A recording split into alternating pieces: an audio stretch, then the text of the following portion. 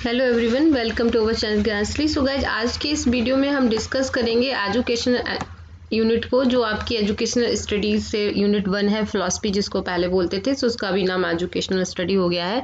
सो उसमें टॉपिक हमारा जो टॉपिक नंबर 1 है वो है इंडियन फिलॉसफी से। इंडियन फिलॉसफी में सांख्य फिलॉसफी से हम डिस्कस करेंगे। So let discuss our class 1। So guys, सबसे पहले हम एक जनरल सा डिवीजन देखते हैं कि एजुकेशनल स्टडी में जो फिलॉसफी वाला टॉपिक है उसको हमने 4 पार्ट ABCD में जो डिवाइड किया गया है आपके सिलेबस में, तो उसमें किस तरह से डिवीजन है, क्योंकि जब तक आपको सिलेबस की क्लियरिटी नहीं होगी आपको टॉपिक्स नहीं समझ आएंगे। सो सबसे पहला जो पार्ट है उसमें है इंडियन स्कूल। तो इंडियन स्कूल का मतलब क्या है कि वो फिलॉसफी जो इंडिया के सापेक्ष है, जैसे सांख्य दर्शन, योग दर्शन, वेदांत दर्शन, बुद्धिज्म और जैनिज्म। सो बेसिकली यहाँ पे जो योग दर्शन और वेदांत दर्शन है ये ईश्वर को मानते हैं। सांख्य दर्शन ईश्वर को नहीं मानता है बट आस्तिका है, और जो आपका बुद्धिज्म है और जो जैनिज्म है ये वेदों को नहीं मानते, इसलिए इनको नास्तिका या हेटेरोडॉक्स स्कूल में रखा जाता है। सो इंडियन फिलॉसफी का डिवीजन जो होता है वो 2 पार्ट्स में होता है, ऑर्थोडॉक्स और हेटेरोडॉक्स, जो मैं आपको ऑलरेडी क्लास में समझा चुकी हूँ। दूसरा पार्ट भी हमारा वेस्टर्न स्कूल ऑफ फिलॉसफी, तो जिसमें प्रैग्मेटिज्म, आइडियलिज्म, एग्जिस्टेंशलिज्म, रियलिज्म और नेचुरलिज्म है। प्रैग्मेटिज्म को व्यवहारिकतावाद कहते हैं, आदर्शवाद, और आपका एग्जिस्टेंशलिज्म का मतलब है अस्तित्ववाद, रियलिज्म का मतलब है यथार्थवाद, एंड नेचुरलिज्म का मतलब है प्रकृतिवाद। सो बेसिकली अगर फिलॉसफी की बात करें हम, तो यहाँ पे जो एजुकेशनल फिलॉसफी है वो हमें 2 तरह की एजुकेशनल फिलॉसफी पढ़नी है, इंडियन और वेस्टर्न, यानी कि भारतीय और पाश्चात्य विचारधारा के बारे में हमें स्टडी करना है। पार्ट सी में गाइस कुछ थ्योरीज है सोशोलॉजी ऑफ एजुकेशन की, जिसमें approach to sociology of education की सोशल मूवमेंट्स थ्योरी है एंड कुछ सोशल इंस्टीट्यूशंस दिए हुए हैं। सो पार्ट सी पूरा का पूरा सोशोलॉजी से है, एंड पार्ट डी में जितना भी अभी तक आपने पढ़ा उससे रिलेटेड जो थिंकर्स हैं, जो विचारक हैं, जिसमें अरविंदो, टैगोर, गांधी, विवेकानंद, कृष्णमूर्ति, पाउलो फेरी, बोलनस्ट्रॉन, नील नोडिंग्स, पाउलो फेरी, ठीक है, एंड आपका इंडियन कॉन्स्टिट्यूशन, ठीक है, सावित्रीबाई फुले, एंड ये सावित्रीबाई फुले हैं, ठीक है, नील नोडिंग्स है, बोलनस्टॉन क्राफ्ट है, पाउलो फेरी इनका पूरा नाम है। तो इस तरह से एंड इंडियन कॉन्स्टिट्यूशन के बारे में दिया हुआ है। एंड पार्ट सी में आपने डी में दोनों में सोशोलॉजी से रिलेटेड टॉपिक्स को देखा। सो बेसिकली गाइज ये क्या है, एक सिंपल सा डिवीजन है जिस डिवीजन के बेसिस पे आपको फिलॉसफी का स्टडी करना है। So let's introduction to philosophy. Philosophy होता क्या है? So philosophy comes from the ancient and Greek word of for wisdom, Sophia and devotion and philosophy. फ्लॉस शब्द जो है उसका मतलब होता है डिवोशन, या डिवोशन किसके लिए है? लव, एंड सोफिया का मतलब है यहाँ पे wisdom. So traditionally the term means something like a love for of wisdom, यानी कि जब कोई पर्सन प्यार करता है, ज्ञान के प्रति अनुराग या ज्ञान के प्रति प्रेम। सो फिलॉसफी का जो शब्द है वेस्टर्न कल्चर में, तो वेस्टर्न के अकॉर्डिंग वहाँ पे लव फॉर विजडम या ज्ञान के प्रति प्रेम होता है। So today we tend to view philosophy as a way of seeking to understand the nature of reality itself, where reality includes our very way of thinking about it, ठीक है। सो हम फिलॉसफी का जो आज के टाइम पे जो study करते हैं, इसका जो कहे नेचर है, तो रियलिटी को जानने के लिए कि सच क्या है, अंतिम ट्रुथ क्या है, किसी भी चीज़ के पीछे का जो ट्रुथ है, जो रियलिटी है वो क्या है, इसको जानने के लिए हम फिलॉसफी के बारे में जानना चाहते हैं।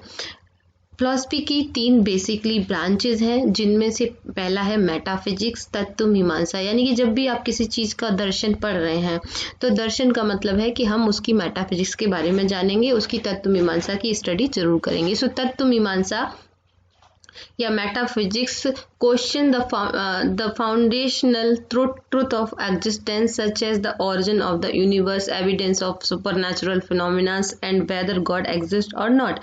So cultures have gone to war over, तो जो भी चीज़ें हैं वो कहाँ से आई हैं, उनका एग्जिस्टेंस क्या है, ठीक है, किसी भी चीज़ का बेसिक एलिमेंट क्या है, उसका मूल तत्व क्या है, इसको जानने के लिए हम मेटाफिजिक्स का स्टडी करते हैं, तत्व मीमांसा करते हैं। जैसे अगर ये हम पूरे वर्ड की बात करें तो ये वर्ड किससे बना है, इसका बेसिक एलिमेंट क्या है, इसके पीछे मूल तत्व क्या है। तो कुछ लोगों ने कुछ लोगों ने इसको वाटर बताया, कुछ लोगों ने इसको फायर बताया, किसी ने इसको सॉइल बताया। सो डिफरेंट तरह के लोगों का डिफरेंट आइडिया था।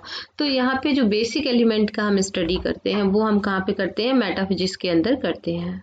अगर हम एजुकेशन में इसका एग्जाम्पल देखना चाहें, अगर जैसे जनरल एग्जाम्पल तो ये हो गया कि कोई भी चीज़ किस वस्तु से, बेसिक चीज़ से बनी है, उसका स्टडी हम मेटाफिजिक्स के अंदर या तत्व मीमांसा में करते हैं। अगर हम एजुकेशन की बात करें तो कि शिक्षा किससे बना, तो शिक्षा में क्या मेन चीज़ होती है, करिकुलम। सो करिकुलम का बेसिक एलिमेंट क्या है, अगर आप इसकी स्टडी करेंगे या करिकुलम का निर्माण कैसे होता है, उसका फाउंडेशन क्या है, तो वो क्या है, एक मेटाफिजिक्स का एग्जाम्पल हो जाएगा। ठीक है गाइस। दूसरा है एपिस्टेमोलॉजी, जिसको ज्ञान मीमांसा बोलते हैं। सो एपिस्टेमोलॉजी जो है ग्राउंड्स द साइंसेस। ठीक है, ये जो है साइंस ऑफ नॉलेज भी बोला जाता है इसको। So concern with the issues like whether our perception are reliable, कि जो भी चीज़ों के बारे में हम जानते हैं, जानना चाह रहे हैं, क्या हमारी जो इंटेलिजेंस है वो लाइक हैवी या नहीं है। सो सोर्स ऑफ नॉलेज की बात करना। ठीक है, सारी चीज़ों के पीछे का सोर्स क्या है, जो भी हम जानना चाहते हैं, why. So for example the god का जो मॉडल्स है कि उसको हम जानेंगे वो किससे बना है। ठीक है, उससे पहले हमें ये जानना चाहिए कि क्या हम गॉड के बारे में जानने के लिए इतने ज़्यादा डेवलप, इतनी ज़्यादा हमारी इंटेलिजेंस हो गई है या नहीं है। सो बेसिकली एपिस्टेमोलॉजी में हम स्टडी करते हैं सोर्स ऑफ नॉलेज का, या नॉलेज का स्टडी करते हैं कि नॉलेज का बेसिक सोर्स क्या है, प्रमाण क्या है, जैसे तो प्रूफ क्या है उनके। प्लस हम अगर एग्जाम्पल लेना चाहें एजुकेशन के फील्ड में, तो बच्चे को आप कैसे पढ़ा रहे हो, कि how to teach. So teaching के जो मेथड्स होते हैं वो किसके एग्जाम्पल है, एपिस्टेमोलॉजी का एग्जाम्पल है। नेक्स्ट है आपका एक्सियोलॉजी, तो स्टडी ऑफ वैल्यूज, कि हमें क्या पढ़ना है, एथिक्स क्या होनी चाहिए, वैल्यूज क्या होना चाहिए, ये चीज़ सही है या सही नहीं है, या ये जो भी चीज़ें हैं, ठीक है, उनके बारे में जब आप इस तरह की स्टडी करते हैं तो उसको बोलते हैं मूल्य मीमांसा या axiology. So axiology it reflects on what we values are right or wrong or good or bad and asks whether morality can exist without God। क्या भगवान के बिना भी वैल्यूज हो सकती है, मोरलिटी हो सकती है। all our morality is related to culture and whether we see moral issues through a social lens of bias, controversies such as females genital mutilation और whether assist suicide, जो भी सुसाइड को हमें, जैसे कई सारे लोग चाहते हैं कि उनको सुसाइड करना है तो उसकी परमिशन देनी चाहिए, नहीं देनी चाहिए। सो बहुत सारे मोरल कॉम्प्लेक्स इशू हैं। ठीक है, जैसे कि अगर हम कह रहे हैं कि जो लोगों को फांसी दी जाती है, ठीक है, क्या ये सही है या नहीं है। तो आप देखेंगे कि अगर कोई क्राइम किया है किसी ने तो उसको फांसी देना सही होगा या गलत होगा। तो इस तरह की जो बहुत सारे मोरल इश्यूज हैं हमारी सोसाइटी में, उनके बारे में कैसे डिसाइड होगा, तो वो उसकी जो स्टडी हम करेंगे वो फिलॉसफी में ही स्टडी की जाएगी। फिलॉसफी ही स्टडी बता सकती है कि ये सही होगा या गलत होगा। सो बेसिकली एक्सियोलॉजी में अगर हम एजुकेशन में बच्चे को क्या वैल्यूज देनी चाहिए, उसके लिए क्या डिसिप्लिन होना चाहिए, टीचिंग को टीचर सेंटर होना चाहिए, स्टूडेंट सेंटर होना चाहिए, किस तरह के मेथड्स को हमें, किस तरह के मेथड्स बच्चों के लिए डेवलप किए जाएंगे जो उसके लिए यूजफुल होंगे या नहीं होंगे, तो इन सारी चीज़ों का जब आप स्टडी करते हैं तो उसको हम एक्सियोलॉजी कहते हैं। ठीक है, सो नेक्स्ट है इंडियन स्कूल। इंडियन स्कूल को again we will divided into two parts, one is nastika and second is astika. So nastika philosophy को आप हेटेरोडॉक्स स्कूल के अंदर स्टडी करते हैं एंड आस्तिक स्कूल को आप ऑर्थोडॉक्स के अंदर स्टडी करते हैं। सो हेटेरोडॉक्स और ऑर्थोडॉक्स के बीच में जो डिवीजन है, क्योंकि यूजीसी नेट में क्वेश्चन आया है कि इनके बीच का जो डिवीजन है वो इसका बेस क्या है, तो गाइस इसका बेस है वेदास। कि वेदास को कौन एक्सेप्ट करता है और कौन रिजेक्ट करता है। तो जो नास्तिका स्कूल है दे reject the theory of Vedas, यानी कि ये वेदों की सत्ता को स्वीकार नहीं करते हैं, उसकी अथॉरिटी को नहीं मानते हैं। तो इसलिए इनको किस में रखा जाता है, नास्तिक में रखा जाता है, हेटेरोडॉक्स में रखा जाता है। हमेशा ध्यान रखेंगे कि जो ये डिवीजन है वो ईश्वर के बारे में नहीं है। ठीक है, कि गॉड दे ये ईश्वर को मानते हैं या नहीं मानते, इस आधार पर डिवीजन नहीं किया जाता है। क्योंकि आस्तिक स्कूल में एक स्कूल है जिसका नाम है सांख्य, और सांख्य दर्शन ईश्वर को नहीं मानता है। ठीक है, सो हमारे डिवीजन का यहाँ बेस क्या है, अथॉरिटी ऑफ वेदास। तो वेदास को नहीं मानने वाले दो दर्शन आपके सिलेबस में है, बुद्धिज्म और जैनिज्म। और तीसरा जो प्योर भौतिकवादी, प्योर मेटलिस्टिक दर्शन है जिसका नाम है चावार्क, जो कि आपके सिलेबस में नहीं है। So we will not study Charvak. So Buddhism and Jainism purely related with they are not except the theory of Vedas, ठीक है। सो बुद्धिज्म और जैनिज्म वेदों की सत्ता को स्वीकार नहीं करते हैं, इसलिए हम इनको हेटेरोडॉक्स और नास्तिका स्कूल में स्टडी करते हैं। आस्तिका स्कूल की अगर आप बात करते हैं तो वैदिक जो दो हैं अगेन इसमें, एक है वैदिक टेक्स्ट के अकॉर्डिंग जो रिचुअलिस्टिक है, स्पिरिचुअलिस्टिक है, जैसे आपका वेदांत दर्शन है आपके सिलेबस में, मीमांसा है, मीमांसा आपके सिलेबस में नहीं है। सो वैदिक को मानने वाले आपको सिर्फ एक स्टडी करना है यहाँ पे, वेदांत दर्शन, तो वेदांत का स्टडी करेंगे। इंडिपेंडेंट स्कूल में आपके सिलेबस में दिया गया है योगा और सांख्य दर्शन, ठीक है। तो सांख्य और योगा का स्टडी आप कहाँ करते हैं, इंडिपेंडेंट स्कूल के अंदर करते हैं। सो सांख्य फिलॉसफी को अब आपके सिलेबस में अगर देखें तो सबसे पहले क्या दिया है, सांख्य दर्शन, तो सांख्य दर्शन स्टडी करते हैं। सो ये ओल्डेस्ट स्कूल ऑफ फिलॉसफी है इंडियन स्कूल में, इसका नेचर है आस्तिका है, लेकिन ये गॉड को नहीं मानता है, इसीलिए सांख्य दर्शन का एक नाम है निरीश्वर सांख्य। और सांख्य दर्शन के जैसा ही है योग दर्शन, बस दोनों में जो डिफरेंस है वो गॉड को मानने और ना मानने को लेके है। सो योग दर्शन में, सांख्य दर्शन में टोटल एलिमेंट्स हैं 25, वहीं योग दर्शन में 26 एलिमेंट है और 26 एलिमेंट का नाम है गॉड। तो ये क्वेश्चन आपके प्रीवियस ईयर में पूछा गया है कि योग दर्शन का 26 एलिमेंट क्या है, तो वो क्या है आपका सांख्य गॉड है। और सांख्य को हम निरीश्वर सांख्य बोलते हैं और योग को हम सेरेश्वर सांख्य बोलते हैं, तो ये इसका बेस क्या है, गॉड। सो आस्तिका है ये नेचर में। इसके जो प्रोफाउंडर थे वो कौन थे, कपिल मुनि थे, कपिल मुनि इसके प्रोफाउंडर हैं। एंड सांख्य करिका इसका सोर्स ऑफ नॉलेज, इसकी बुक का नाम क्या है, Samkhya Karika. And but the creation of both Prakriti and Purusha, तो जो क्रिएशन है, जो नेचर है, उसमें प्रकृति और पुरुष को माना गया है। सो गाइस थोड़ा सा इसकी फिलॉसफी को समझते हैं कि जो भी इंडियन फिलॉसफीज हैं जितनी भी, वो सब ये कहती हैं कि जो ये दुनिया है, ठीक है, इसमें बहुत सारे दुख हैं, जो बहुत सारी प्रॉब्लम्स हैं, उन प्रॉब्लम्स से मुक्ति पाने का सिर्फ एक ही तरीका है कि हम मोक्ष को प्राप्त करें। तो सांख्य दर्शन कहता है कि यहाँ पे 3 तरह के दुख हैं, ठीक है, और 3 तरह के वो दुख कौन कौन से हैं, आदि भौतिक, आदि दैविक,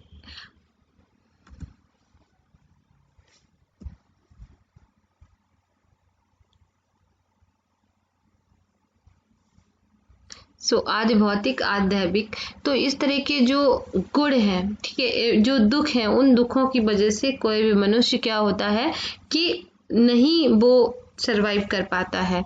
तो हमें क्या करना है कि इन दुखों से छुटकारा पाके मोक्ष की प्राप्ति करनी है। तो ये है आपका सांख्य फिलॉसफी का। इसलिए हम प्रकृति और पुरुष के भेद को जानेंगे, और जब हम ये जान जाएंगे कि प्रकृति क्या है, पुरुष क्या है, तो हम सांख्य फिलॉसफी के अकॉर्डिंग मोक्ष को प्राप्त कर जाएंगे। सो आस्तिका का मतलब है यहाँ थ्योरी ऑफ कर्मा को मानना, रिवर्थ को मानना, एंड वैदिक फिलॉसफी को मानना। और नास्तिक दर्शन का मतलब है कि इनके अगेंस्ट होना।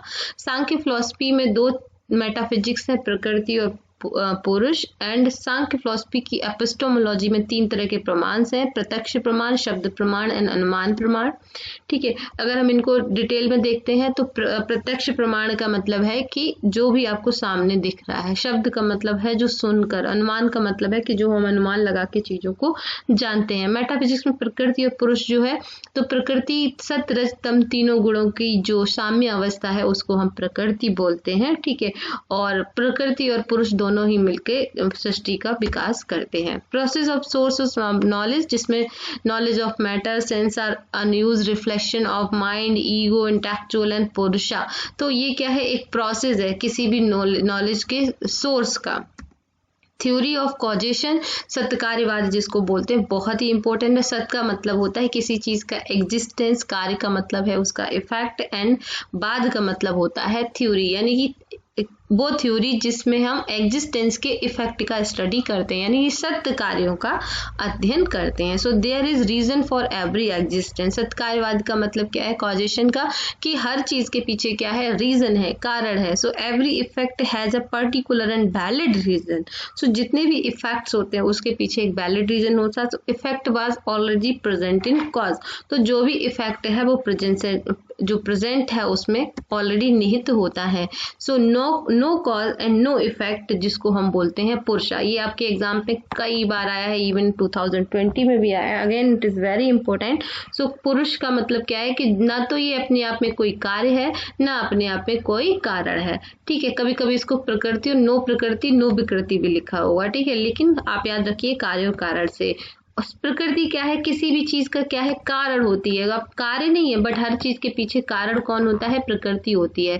और बोथ कॉज एंड कारण इफेक्ट क्या है, महत, ईगो एंड सब एलिमेंट्स, एंड ओनली इफेक्ट क्या है यहाँ पे, रिमेनिंग 16 एलिमेंट्स। सांख्य दर्शन में टोटल जो एलिमेंट है वो कितने हैं, 25 हैं। अगर हम प्रकृति और पुरुष की बात करें तो इन दोनों से मिलकर सृष्टि की उत्पत्ति होती है। और तो यहाँ पे प्रकृति और पुरुष से महत की उत्पत्ति होती है, महत से ईगो। और ईगो का जो नेचर है वो 3 तरह का हो सकता है, 3 तरह का ईगो, सत, रज, तम। ठीक है, जब अच्छा होगा तो सत में जाएगा, राजसी होगा तो रज में जाएगा, और जब वो डार्कनेस की तरफ जाएगा तो वो तम में चला जाएगा। तो सत का मतलब है गुडनेस, रज का मतलब है एक्शंस, एंड तम का मतलब है डार्कनेस। ठीक है, ये भी क्वेश्चन आपके एग्जाम में आया है। तो sense of organs, mind of action और माइंड ऑर्गन ऑफ एक्शन सत में आते हैं। रज अपने आप में कोई भी एक्शन जो है वो सत भी हो सकता है और तम भी हो सकता है। एंड तम gross elements and subtle elements, यानी कि रज को अगर आप अच्छी तरह से करोगे, एक्शन आप अच्छे करोगे तो सत हो जाएगा, सही नहीं करोगे तो वो डार्कनेस में चला जाएगा। तो दोनों में इसका स्टडी किया जाता है।